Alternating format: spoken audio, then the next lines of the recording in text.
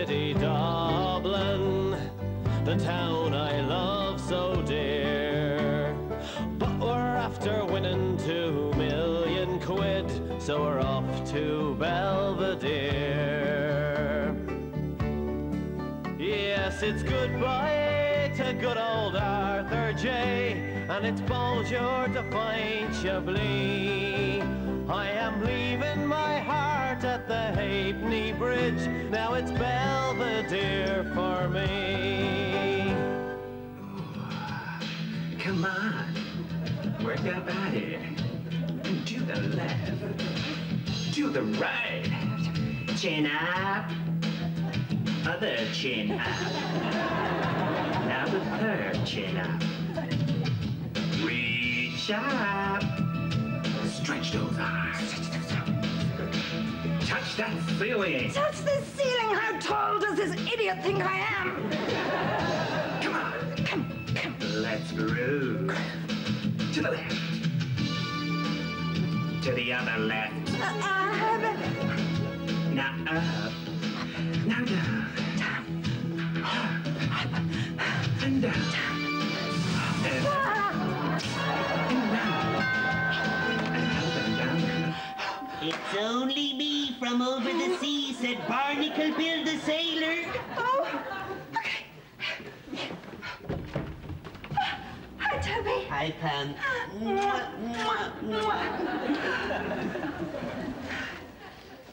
Pamela, I hate to say this, but that outfit is a definite no-no. Now, the coat I love, but that leotard, well, it's a bit professional. I'm sorry, Toby. I had a little accident. Absolutely. I think I just saw the fashion police pull up outside.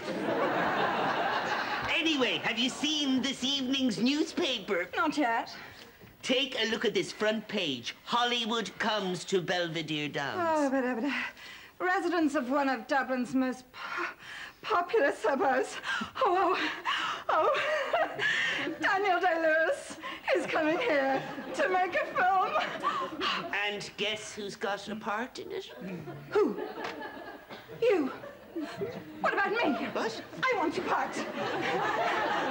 Daniel Day-Lewis is the man of my dreams. I'll do anything. I'll smile. I'll wave. I'll sweep the streets with my bare hands. Oh, no, I won't. As a modern liberated woman, I could never do such a thing. Oh, God, I could. I've got to meet him. I'll do anything. Wait till I tell you about my role. Daniel Day-Lewis pulls up to the curb in a car and I say, "You can't park here."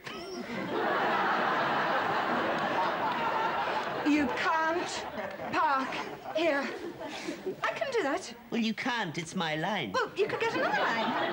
There aren't any other lines. There must be other lines. We are talking Daniel Day-Lewis here. Well, I think there is one scene where they do need people. It's in a bar with some disreputable types, and I think one of them comes up and says, "Would you like a drink?" Would you like a drink? It's a small part, but I can play it big. Yes, of course you can. Oh, goodness, is that the time? So listen, hey, how disreputable are these people supposed to be? Well, it's a Daniel Day-Lewis film. It's directed by Jim Sheridan. Oh, yeah. Would you like a drink? No, I've got to get back to Emer. Oh, you were acting? Oh, that was wonderful. You're a natural. Oh, do you really think so? Nobody in Belvedere Downs is what you have. That savoir-faire, that je ne sais quoi. You are an actress. I wouldn't have known it was you. You didn't think I was a bit rough? Well, you're supposed to be a disreputable person. No. I mean a bit raw about the edges, you know, needing a bit of help with performance. Well, nothing that an acting expert couldn't straighten out. Do you mean? Of course. You remember my Dick Whittington in last year's Belvedere pantomime? People came up to me afterwards and said they'd never seen a dick like me before. Trust me, Pamela. I will turn you from Pamela Moriarty, extra, into Pamela Moriarty, film star. Hi,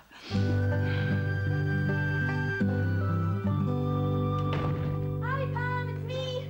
I'm back from college and I've got the most wonderful project to work on. It's all about Cork, isn't that wonderful?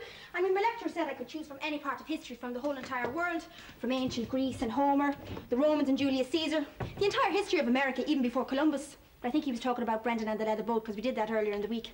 Or even Newgrange, which is the oldest prehistoric monument in the whole of Europe. But instead I'm going to do it on Cork. Isn't that brilliant?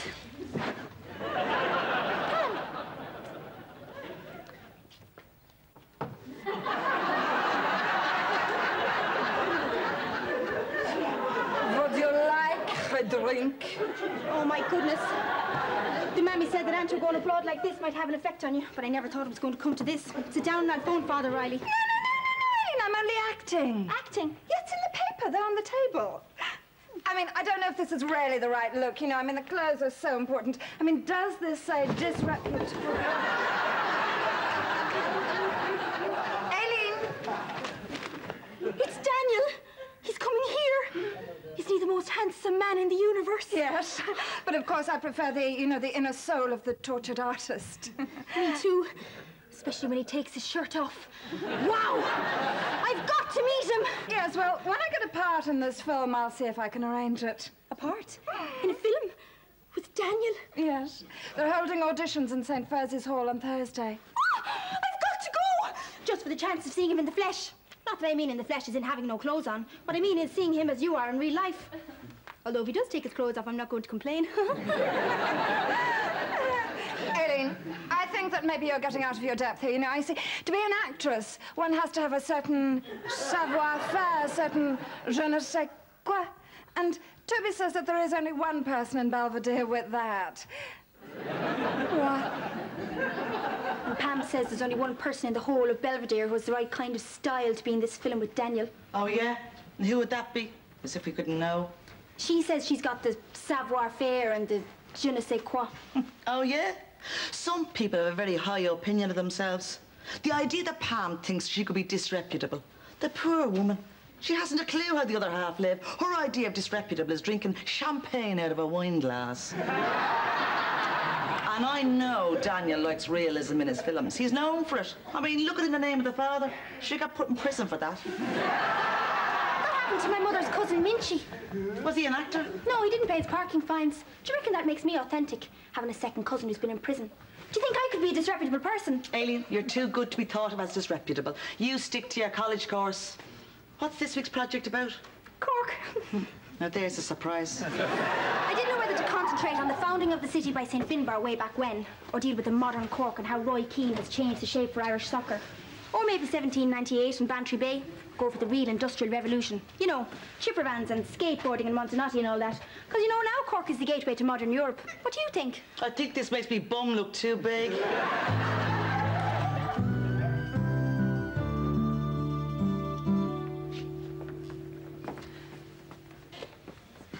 Would you like a drink?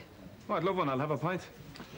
I'm just practicing, you idiot. Practice? I've never heard anyone practice about that before. She's talking about this film with Daniel Day-Lewis. Oh, that one, yeah. I have an audition next Thursday. There's one line up for grabs. Yeah? What's the line? Would you like a drink? Fair enough, I'll have another one. Thanks, mate. I was only joking. I was practicing, you know. I think I've got a good chance. I wouldn't put your money on it. Oh, yeah, well, why not? Well, there's a certain other character, not a million miles from here, who's going to the same audition on Thursday.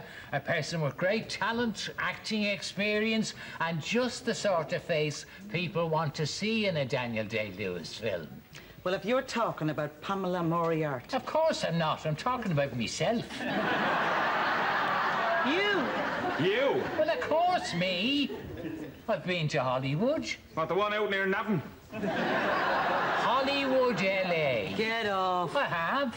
I've worked with all the greats, John Wayne, Alan Ladd.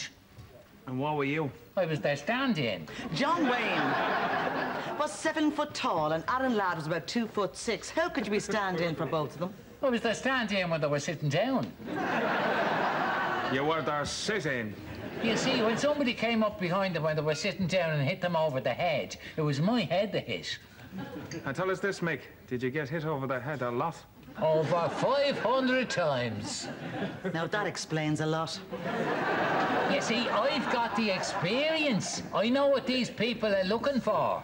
Well, I'm sorry, but I'm afraid none of you are going to make it because show business is one business where you need the right contacts if you're going to get anywhere. Oh, yeah? Oh, yes. You're not going to go anywhere without a good agent. I just happen to know the right person. What a surprise. Now, let me guess. Medium height, leather jacket, man of many parts, all moving. Yeah. See? I even look like an agent. I'd like to represent you, Molly. I feel I could do things for you.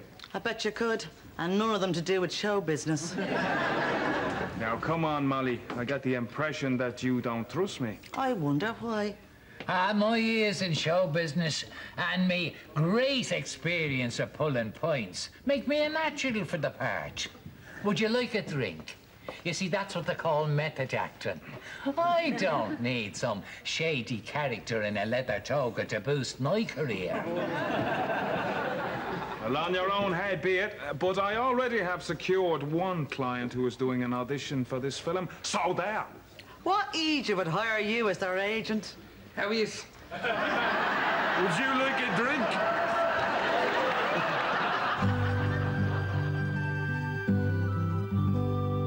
I don't know. Does this say disreputable? I mean, I want something that says the person that wears this is low life, sleazy, dregs of society. How about this? Watch it, that's mine. Now, this one says low life. It's said to be very successful at Saturday night discos. It caused Saturday night fever. Well, as long as it doesn't cause Sunday morning rash, I'll try it.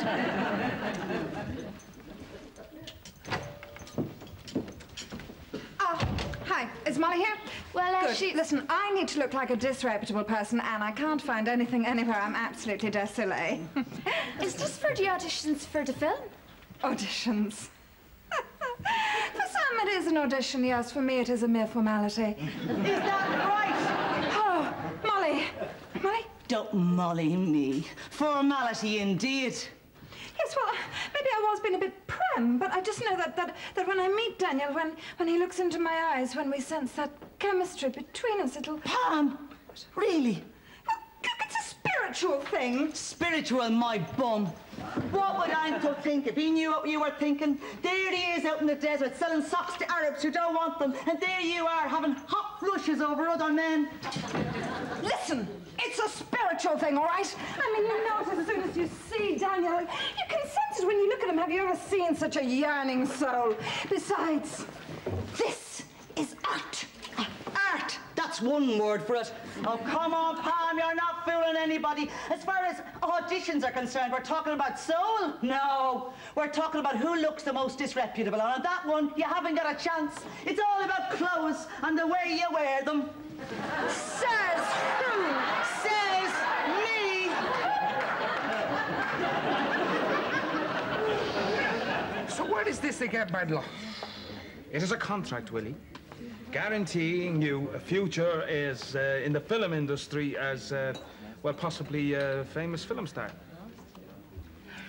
Where does it say that, bad luck? Willie, come on. Doesn't say that in so many words, but that's what it means. It's called intent. If you take my advice, you won't sign anything. Oh, thanks very much, Jean-Claude Van Damme himself. Before I went out to Hollywood, my lady wife, Mrs. McGettigan, gave me a very good piece of advice which I've never forgotten. Actually, she gave me two very good pieces of advice. One concerning what she'd do to me if she heard I was romancing Ava Gardner or Rita Hayworth or any of them lady film stars. As I recall, it involved the use of 2 bricks. What would she do with 2 bricks, mate? Well, it's none of your business, Willie Kyo. The other piece of advice involved agents. Have nothing to do with them, she said. And she knew what she was talking about. Her brother was one. Her brother was a show business agent, huh? No, an insurance agent. But she said they were all the same. They only cared about the money, she said. The art of acting means nothing to them. But I was young and foolish. I disregarded her advice. What, the advice about Rita Hayworth, Ava Gardner and the two bricks? No, the agents. Oh. No. Because as soon as I got to Hollywood, one of them snapped me up, naturally. Which is why I spent me time being banged over the head instead of John Wayne and Alan Ladd. Instead of fulfilling me destiny as a proper thespian. Oh, these years I've known him, I never knew. Thespian. What's a thespian, Bardell? Well, I guarantee a thespian is not what you think it is, Willie. The great art of acting is no cause for joking, as you'll see next Thursday at the audition, when I unveil my great interpretation of the part of the disreputable person. After all them years of being banged over the head, justice will be done. McGettigan the actor is about to be rediscovered.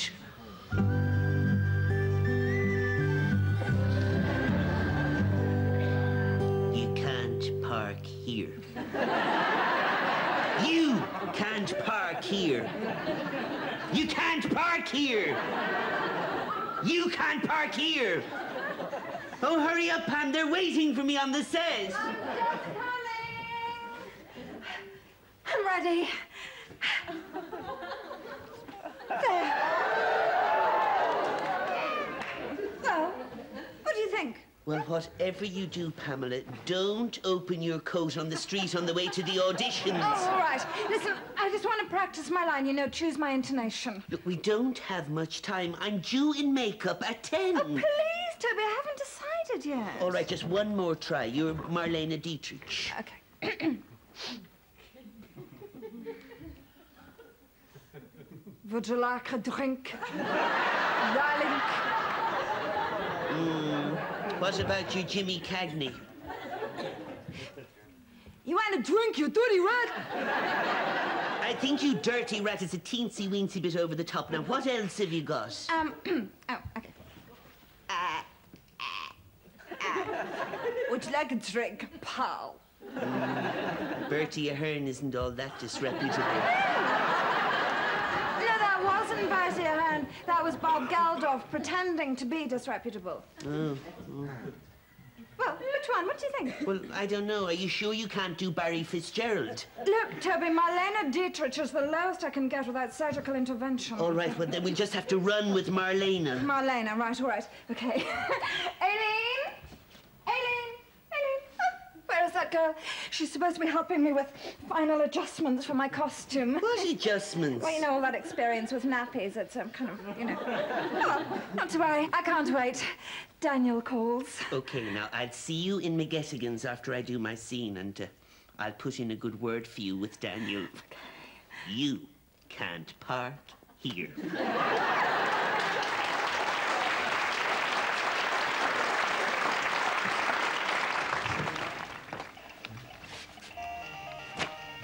If Eddie calls, don't tell him where I'm gone. I want it to be a surprise when he sees me up there on the silver screen. Right. But I get the part. I suppose I'll have to call around to McGettigan's and buy them all a celebratory drink, but I won't be long. Right. And you two be quiet. Ellie needs peace for her college project. I do. Guess what my project's on? Cork. I didn't tell them. Do you reckon they could be telepathic? Being twins and all supposed to give children special powers? Oh, they've special powers, all right. Without the aid of any vehicle, they drive me around the bend. Listen, I'm off. Now, you're not actually going out like that. In damn clothes. These, acting clothes. There won't be any changing room around in St. Forsy's Hall. But people will say I know you're our ma. Can't you put a bag over your head, something so no one know who you are? You won't be saying that when I'm famous. Wish me luck with Daniel.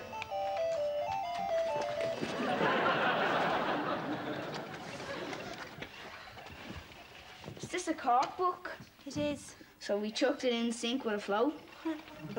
It means cork is in the one that floats, not cork is in. All these women going around signed, they're using up all the year. There'll be none left for us. Oh, I wish I was going to the audition. I'd love to see Daniel Day-Lewis face to face. Or even face to the back of his head, just to see what he looks like really. Hear his voice. Hold his hand. I'll go. And that's not very funny about Cork either. It is, after all, the largest county in the country. And it's got the longest coastline when you take into account all those peninsulars. There's a man at the door looking for St. Forces Hall, but he got lost down the one-way system.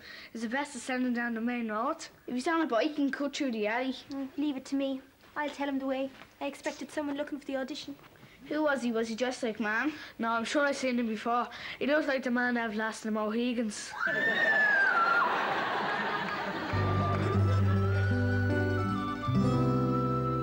Thank you, Mr. Mohegan. He held me in his arms. He had to carry it. It was either that or drag you along the floor to get you in here. Daniel Day-Lewis held me in his arms. I'm never going to wash again, ever. Are you sure that was really him? Yes. Now, what was that he said to me? All I could hear was bells ringing. He said, thank you for being so helpful. You can go and watch him do some of his scenes today. Right! Daniel, here we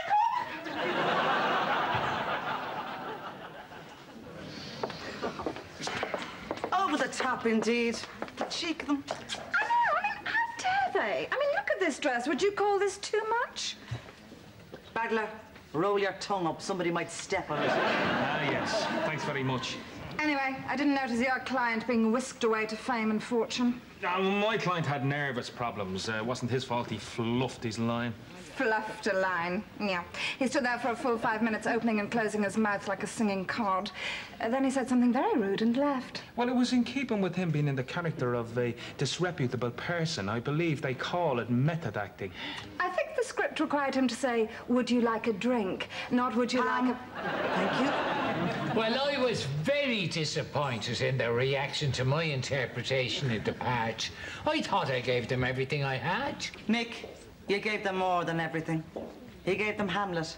Everybody else said, would you like a drink? And he said, to drink or not to drink, that is the question. Whether it is nobler in a pint glass or a jug with a handle. And now everybody's a critic.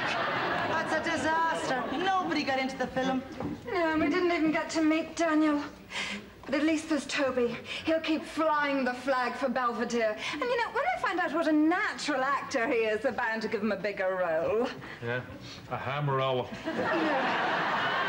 You know, he actually gets to meet Daniel Day-Lewis and play a scene with him. I mean, I bet at this moment he is a picture of pure ecstasy. There. It's not as bad as all that. But I told everyone I was going to be in it. What happened? Toby got the sack from the film. They said he was the worst extra in the history of movies. First, they wouldn't give him a trailer, so he threw a tantrum. Then they wouldn't pay for his body massage, so he threw a tantrum. Then he wanted his own chauffeur. They said no, and before he could throw a tantrum, they threw him out. You got the sack. It was ever thus, Pam. There's just no place for the real artiste in the Sodom and Gomorrah of commercial modern cinema. They said I wasn't real. They said you don't meet people like me on the streets. Sadly, they're right. They've got to come in here to meet the likes of you. What happened, your line? You can't park here. Oh, I did that. You? Daniel said I was so natural and shay. That's what we call Jim Sheridan, of course. He said I could give it a lash. So I did, and it went wonderful. And we didn't even have to do it lots of times, which Shay says you nearly always have to do in the films. And he even said it was because I was so natural and relaxed, and just what they were looking for. And why didn't I come to the auditions? Because it would have saved them a lot of trouble sorting through all those people who were all over the top and totally unsuitable. So there I was. I have spent a fortune on an outfit for this film, a fortune. Pam, careful, you'll burst out of that outfit. But I am Daniel's biggest fan. Him and Tom Cruise and Tom Hanks and Harrison Ford. And I mean, could I not just get to meet one of them? Here, you never believe this. Oh, it's the method actor. It's the method agent. I'll tell you, our contract is terminated, pal. And listen, you'll never walk in this town again. So what else is new? Well, guess what? There's a film crew on Lansdowne Road, and they've got Tom Cruise with them. And they're looking for extras.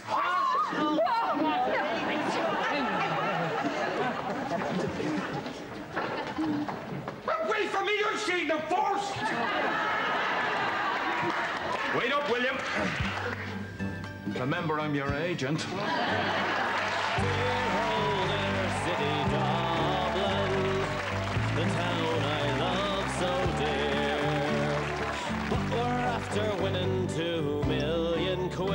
so we're off to Belvedere. Yes, it's goodbye to good old Arthur J, and it's bonjour to fine Chablis. I am leaving my heart at the Halfpenny Bridge, now it's Belvedere for me. Yes, it's goodbye to good old Arthur J, and it's bonjour to fine Chablis. I am leaving my heart at the Halfpenny Bridge, now it's Belvedere for me.